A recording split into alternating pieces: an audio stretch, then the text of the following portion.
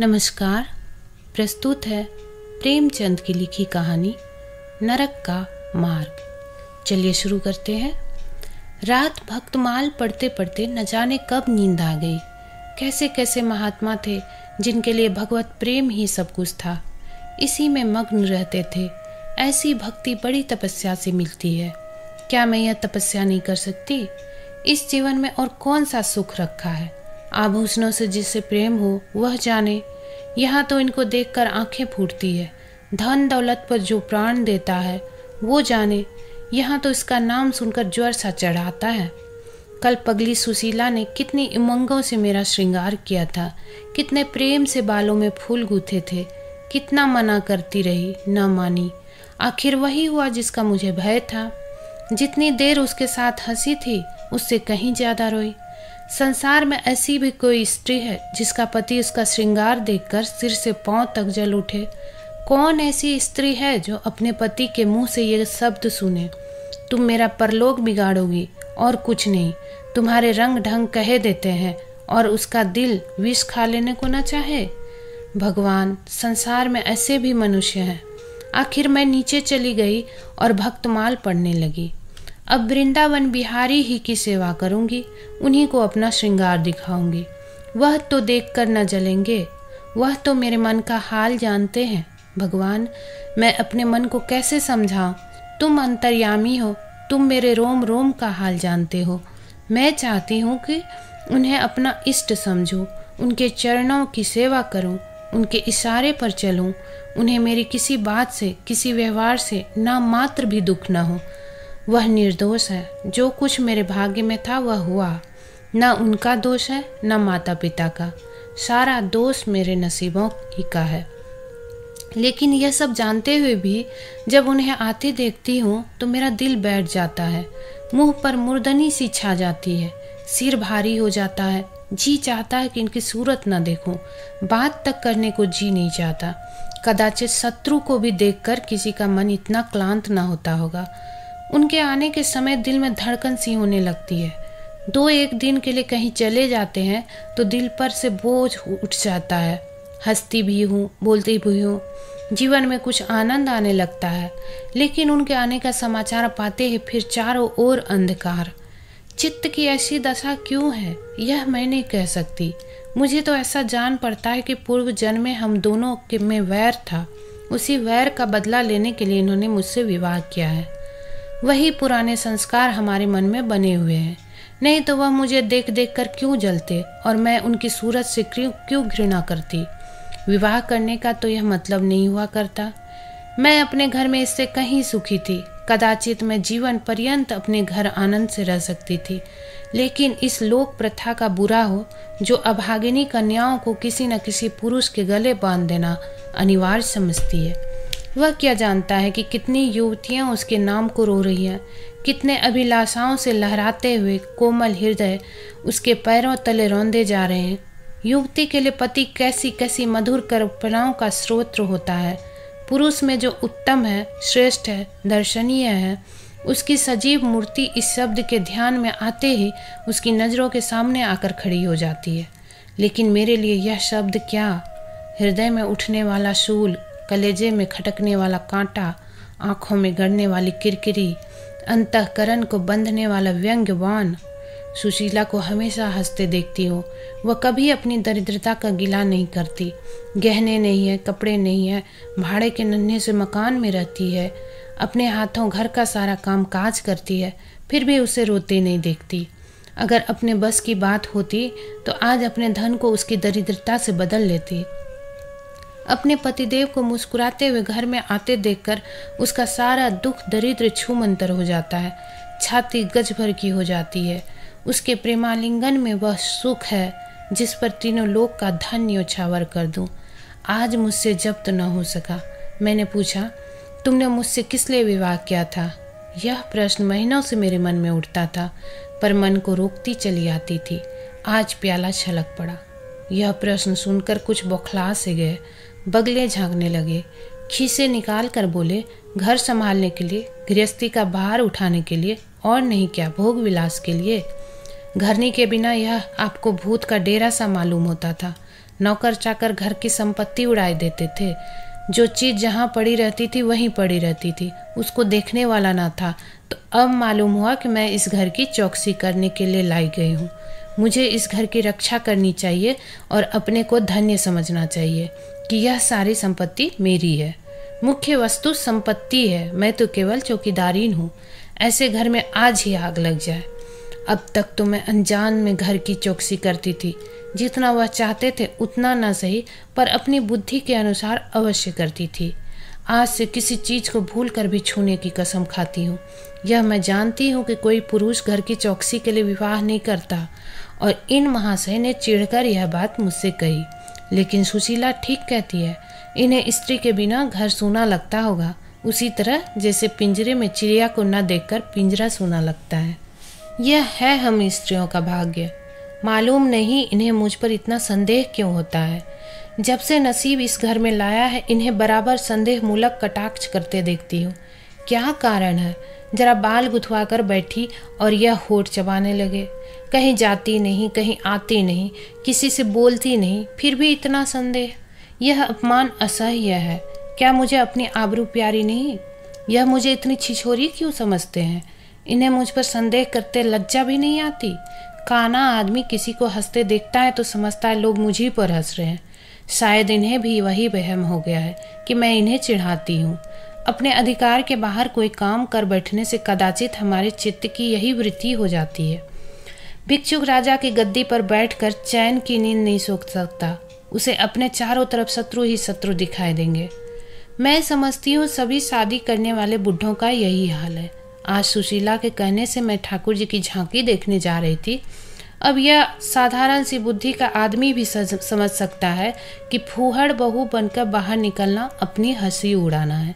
लेकिन आप उसी वक्त न जाने किधर से टपक पड़े और मेरी और तिरस्कार पूर्ण नेत्रों से देखकर बोले, कहाँ की तैयारी है? मैंने कह दिया, जरा ठाकुर जी की झांकी देखने जाती हो। इतना सुनते ही त्योरियां चढ़ाकर बोले, तुम्हारे जाने की कुछ जरूरत नहीं। जो स्त्री अपने पति की सेवा नहीं कर सकती, उसे देवताओं के दर्शन से पुण्य के बदले पाप होता है। मुझसे उड़ने चली हो। मैं औरतों की नस नस पहचानता हूँ। ऐसा क्रोध आया कि बस अब क्या कहूँ। उसी दम कपड़े बदल डाले और प्रण किया कि अब कभी दर्शन करने न जाऊंगी। इस अविश्वास का भी कुछ ठिकाना है। न जाने क्या सोचकर रुक गई। उनकी बात का जवाब तो यही था कि उसी क्षण घर से चल खड़ी होती, फिर देखती मेरा क्या कर लेते। इन्हें मेरा उदास और विमन रहने पर आश्चर्य होता है। मुझे मन में कृतज्ञ समझते हैं। अपनी समझ में इन्होंने मेरे साथ विवाह करके शायद मुझ पर बड़ा एहसान किया है। इतनी बड़ी जायदाद और इतनी विशाल संपत्ति की स्वामिनी होकर मुझे फूले न समाना चाहिए था। होठों पहर आठों पहर इनका यशगान करते रहना चाहिए था। मैं यह सब कुछ ना करके उल्टे और मुंह लटकाए रहती हूँ। कभी कभी मुझे बेचारे पर दया आती है। यह नहीं समझते कि नारी जीवन में कोई ऐसी वस्तु भी है जिसे खोकर उसकी आंखों में स्वयं भी नरक तुल्य हो जाता है। 3 दिन से बीमार है। डॉक्टर कहते हैं बचने की कोई आशा नहीं, निमोनिया हो गया है। पर मुझे न जाने क्यों इनका गम नहीं है। मैं इतनी वज्र हृदय कभी न थी। न जाने वह मेरी कोमलता कहाँ चली गई। किसी बीमार की सूरत देखकर मेरा हृदय करुण से चंचल हो जाता था। मैं किसी को रोना नहीं सुन सकती थी। वही मैं हूँ कि आज 3 दिन से उन्हें अपने बगल के कमरे में पड़े कराहते सुनती हूँ और एक बार भी उन्हें देखने न गई। आंखों में आंसू आने का जिक्र ही क्या। मुझे ऐसा मालूम होता है इनसे मेरा कोई नाता ही नहीं। मुझे चाहे कोई पिशाचनी कहे चाहे उल्टा, पर मुझे तो यह कहने में लेश मात्र भी संकोच नहीं है कि इनकी बीमारी से मुझे एक प्रकार का ईर्ष्यामय आनंद आ रहा है। इन्होंने मुझे यहाँ कारावास दे रखा था। मैं इसे विवाह का पवित्र नाम नहीं देना चाहती। यह कारावास ही है।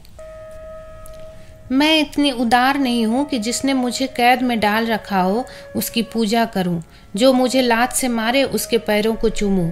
मुझे तो मालूम हो रहा है ईश्वर इन्हें इस पाप का दंड दे रहे हैं। मैं निसंकोच होकर कहती हूँ कि मेरा इनसे विवाह नहीं हुआ।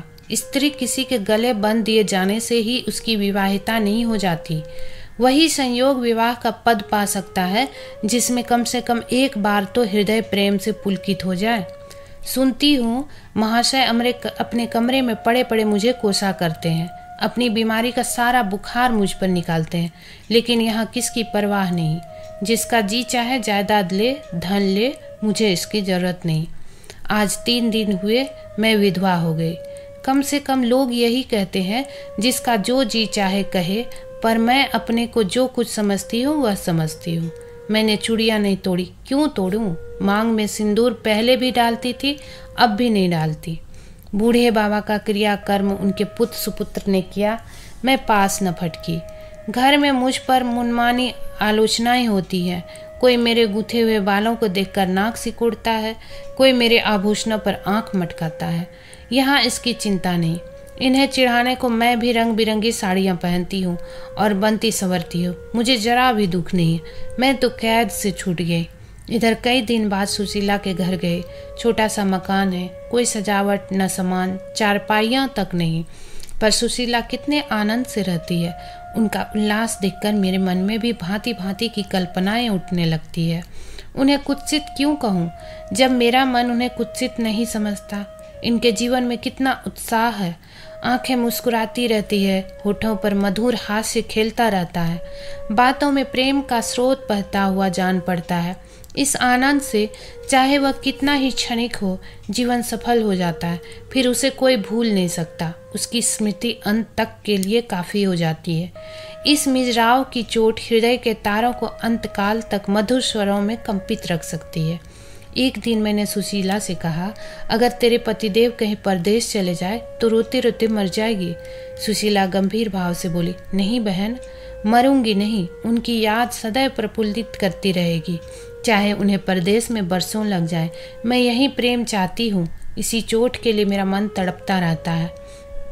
मैं भी ऐसी स्मृति चाहती हूँ जिससे दिल के तार सदैव बजते रहे, जिसका नशा नित्य छाया रहे। रात रोते रोते हिचकियाँ बंद गई। न जाने क्यों दिल भर भर आता था। अपना जीवन सामने एक बीहड़ मैदान की भांति फैला हुआ मालूम होता था, जहाँ बगुलों के सिवा हरियाली का नाम नहीं। घर फाड़े खाता था। चित्त ऐसा चंचल हो रहा था कि कहीं उड़ जाऊं। आजकल भक्ति के ग्रंथों की ओर ताकने को जी नहीं चाहता। कहीं सैर करने जाने की इच्छा भी नहीं होती। क्या चाहती हूँ वह मैं स्वयं नहीं जानती, लेकिन मैं जो नहीं जानती वह मेरा एक एक रोम जानता है। मैं अपनी भावनाओं की सजीव भूमि हूँ। मेरा एक एक अंग मेरी आंतरिक वेदना का अंतर्नाद कर रहा है। मैं चित्त की चंचलता उस अंतिम दशा को पहुँच गई है जब मनुष्य को निंदा की न लज्जा रहती है और न भय। जिन लोभी स्वार्थी माता पिता ने मुझे कुएं में ढकेला, जिस पाषाण हृदय प्राणी ने मेरी मांग में सिंदूर डाला, स्वांग रचा, उनके प्रति मेरे मन में बार बार दुष्कामनाएं उठती है। मैं उन्हें लज्जित करना चाहती हूँ। मैं अपने मुंह में कालिख लगाकर उनके मुंह में कालिख लगाना चाहती हूँ। मैं अपने प्राण देकर उन्हें प्राण दंड दिलाना चाहती हूँ। मेरा नारीत्व लुप्त हो गया है। मेरे हृदय में प्रचंड ज्वाला उठी हुई है। घर के सारे आदमी सो रहे थे। मैं चुपके से नीचे उतरी, द्वार खोला और घर से निकली, जैसे कोई प्राणी गर्मी से व्याकुल होकर घर से निकले और किसी खुली हुई जगह की ओर दौड़े। उस मकान में मेरा दम घुट रहा था। सड़क पर सन्नाटा था। दुकानें बंद हो चुकी थी। सहसा एक बुढ़िया आती हुई दिखाई दी। मैं डरी कहीं चुड़ैल ना हो। बुढ़िया ने मेरे समीप आकर मुझे सिर से पांव तक देखा और बोली, किसकी राह देख रही हो? मैंने चिढ़कर कहा, मौत की। बुढ़िया, तुम्हारे नसीबों में तो अभी जिंदगी के बड़े बड़े सुख भोगने लिखे हैं। अंधेरी रात गुजर गई। आसमान पर सुबह की रोशनी आ रही है। मैंने हंसकर कहा, अंधेरे में भी तुम्हारी आंखें इतनी तेज है कि नसीबों की लिखावट पढ़ लेती है। बुढ़िया, आंखों से नहीं पढ़ती बेटी, अक्ल से पढ़ती हूँ। धूप में चूड़े नहीं सफ़ेद किए हैं। तुम्हारे बुरे दिन गए और अच्छे दिन आ रहे हैं। हंसो मत बेटी, यही काम करते इतनी उम्र गुजर गई। इसी बुढ़िया की बदौलत जो नदी में कूदने जा रही थी, वो आज फूलों की सेज पर सो रही है। जो जहर का प्याला पीने को तैयार थी, वे आज दूध की कुल्लियाँ कर रही है। इसलिए इतनी रात गए निकलती हूँ कि अपने हाथों किसी अभागिन का उद्धार हो सके तो करूँ। किसी से कुछ नहीं मांगती। भगवान का दिया सब कुछ घर में है।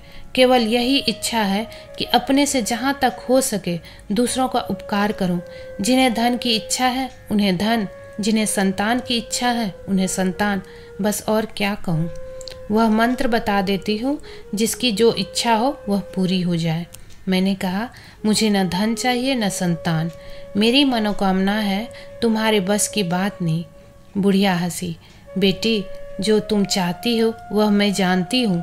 तुम वह चीज़ चाहती हो जो संसार में होते हुए स्वर्ग की है, जो देवताओं के वरदान से भी ज़्यादा आनंदप्रद है, जो आकाश कुसुम है, गुलर का फूल है और अमावस का चांद है।